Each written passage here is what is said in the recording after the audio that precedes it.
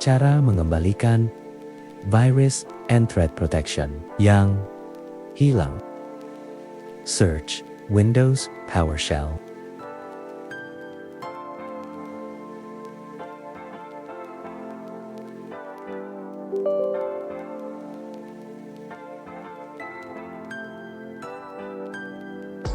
Ketik perintah System Preference UI Lockdown 0, Enter.